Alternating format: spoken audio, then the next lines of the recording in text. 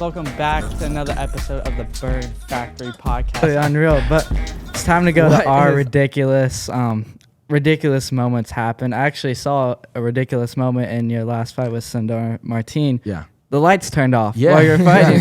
Yeah. It's crazy where you're just like, oh, what just happened? There's been some moments like that, some crazy moments. That did happen on my last fight. We're in the middle of, I don't know, fourth, fifth round. I forget which round. And all of a sudden, everything goes black. The whole stadium went black. All the lights went out.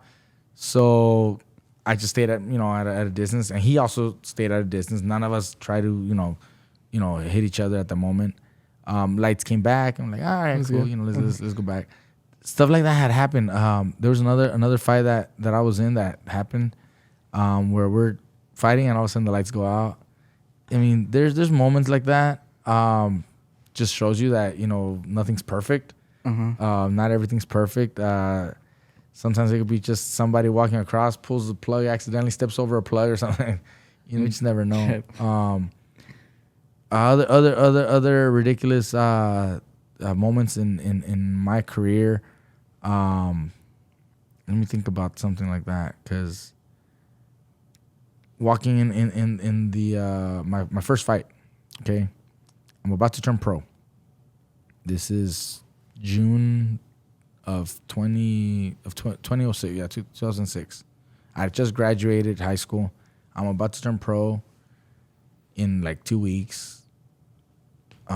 We happen to find a fight. It's out there in Montebello at the Quiet Canyon Golf Course. They have a ballroom. They do some shows, small club shows. All right, cool.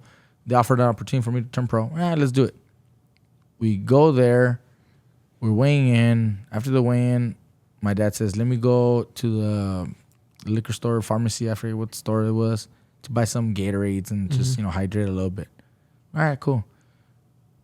We get the truck stolen. They stole the truck. They stole all my gear. Oh. I had no cup. I had no shorts. I had no gear, no shoes, no mouthpiece, nothing for my fight. And I'm about to turn pro in a few hours, because that day it happened to be, it was fight day. Yeah, it was the weigh-in for my pro fight, for my pro debut. My weigh-in was on fight day. It was weird the way they did it, but so weird. Normally it's the day before, right? Well, for some reason it was that day. So I weigh in the morning, like at 10, 11 in the morning, and my fight was like at 5, 6 p.m. or whatever. But it just so happened that they stole my dad's truck. He had an Escalade, and they stole the truck, but all my gear was still there. So I had to ask my brother, who was at an amateur tournament, to come down and borrow, bring some gear, bring one of the kids, cups that I could borrow. I had to go to like a local Big Five. I bought some wrestling shoes so that I could box in. We borrowed shorts, amateur shorts. We borrowed, what else did we borrow? Well, he had to bring all his gear for rapping, because we had no raps. We had none of that. And the mouth guard. We normally have someone make us the mouth guards. I had to go buy like a 1.99 type of mouth guard that you boil in water. The hot water, because you need a mouth guard in order to compete, in order to fight. So we went and we did all that just leading up to the fight, right? And so that's one of those moments where it's like, I got all these things going around. I gotta handle police report. Gotta call the insurance, report the vehicle. I'm handling a bunch of other stuff. I gotta go buy those shoes. I gotta go do that mouth guard. I gotta wait for my brother. Call my brother. Bring shorts. Bring a cup.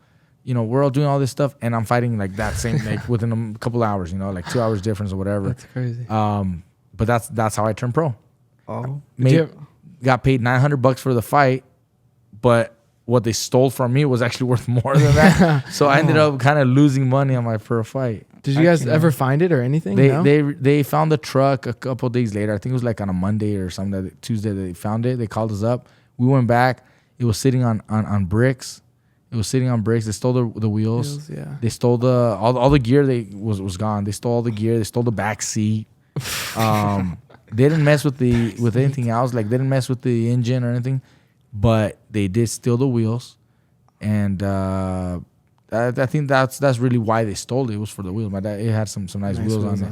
So they stole the wheels. They took all the gear that I had.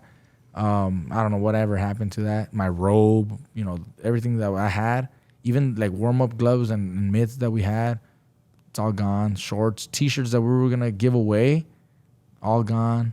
Pictures, bunch of stacks. We had made I think it was like 500 pictures that we were gonna be handing out, all gone. That's so crazy. And boxing gloves aren't cheap at all. No. And I can't imagine what like the shorts are and stuff. Yeah, my whole outfit. It was shorts and robe, everything. Just my outfit itself was like $1,500, $1,600. Just my outfit itself. So I got paid $900, but I lost almost maybe $2,500 of gear. Yeah, that was all on eBay like an hour later.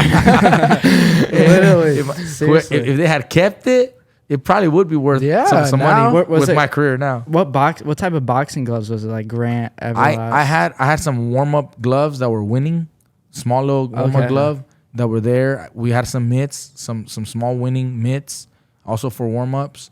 And like I said, my custom gear that was the shorts and the robe. That was like $1,600 for that. Oh my god! So yeah, we had some. My mouth guard was like $200. The mouth guard. That's tough. Shoes. I had some boxing shoes. So yeah, probably $2,500 worth of gear. Oh, and T-shirts, like I said. They were passing out, and so yeah, we were gonna give away a bunch of stuff, but I only got paid $900 for that fight. That's funny. That's definitely. Are you going? I was gonna say, what a debut to turn pro. Literally, I shouldn't have taken that fight.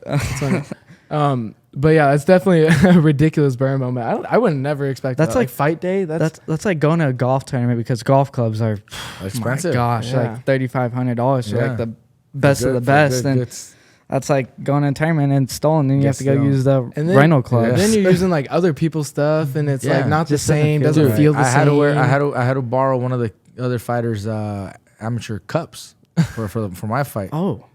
So it's that's not clean. That's not pleasant. That's something you want to do. But there's nothing else I could do. There's no other store. It's not like you can just go and buy, this kind of equipment. So we had to borrow stuff.